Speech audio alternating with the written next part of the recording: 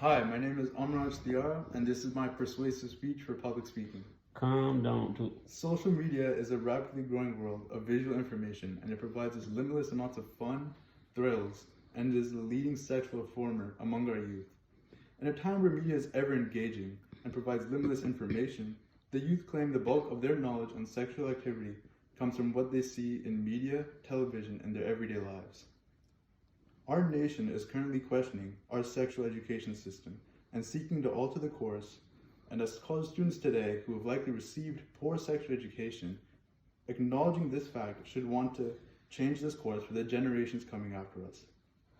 There are two types of course systems used for sexual education: absence-focused and comprehensive media literacy.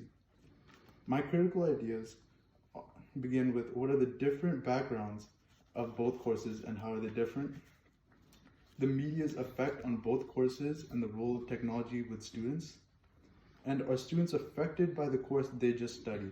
Did it improve their sexual awareness, mental outlook on sexual behavior, or maturity? These are questions we must ask when grading the effectiveness of both courses. We must compare our options and seek the most progressive course for students today. Media literacy education should be the default sexual education course, as the information intertwines more with the lives of K-12 students and what they see in media in their everyday lives. However, absence-focused education has been reigning supreme among sexual education styles, as federal government has funded over $1.6 billion to this course since 1996. Comprehensive sexual education and absence-focused courses, and how are they different? In 1984, the HIV epidemic boosted sexual awareness all over the nation, generating more fear that teens will catch a deadly virus if they engage in sexual activity. This fear was hence implemented in absence-focused education to teach teens to refrain from sexual activity, preaching ideals that condoms are dangerous, correlating condom usage to playing with a loaded handgun. Comprehensive sexual education seeks to give teens appropriate age information that covers topics present in media and their everyday lives in a progressive manner, with ideals that knowledge is power. Absence-focused sexual education was a rough draft of how sexual education should be. It laid groundwork to build ideas upon. However, its history of absent information created for a subpar class style with how students are today. The lack of information ideal is the premise of which our youth must seek to find information somewhere else. We must acknowledge that when media is present, the youth have the capability to access any media from the click of their finger, so we must address these ideals. In the past, there has been a dark notion over teaching our youth about sexual health and how their bodies work, and how they are differently unique. How all this knowledge will likely corrupt them to ask questions about their sexual health or sexuality.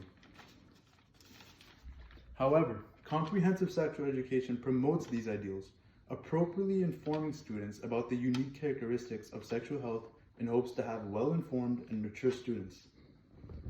To be more progressive, it does not hurt to be more knowledgeable, to have more depth on certain information. The world is ruled by technology, especially to the youth, so we should embrace an education style that more caters to these students. The most important thing is that these students are learning valuable information they can carry with them. Class curriculums regarding such topics should be tailored to the students within the course. Students should be learning in an environment that is comfortable and normal to them. The Journal of Media Literacy conducted research among 8th grade students. These students had undergone media literacy training, comprised on the ideals of comprehensive sexual education. These courses concluded with various situations in which these students could input their media literacy knowledge, and these students showed effective results in all facets of the exercise. Class reforms should not be based on votes, but the impact the course leaves on the students. The critical ideas to take away are the difference of the courses and how they're both unique, the media and technology's role with each course, and the effectiveness the course has on students.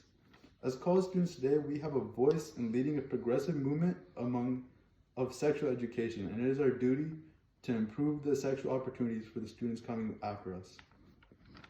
Good job. Thank you.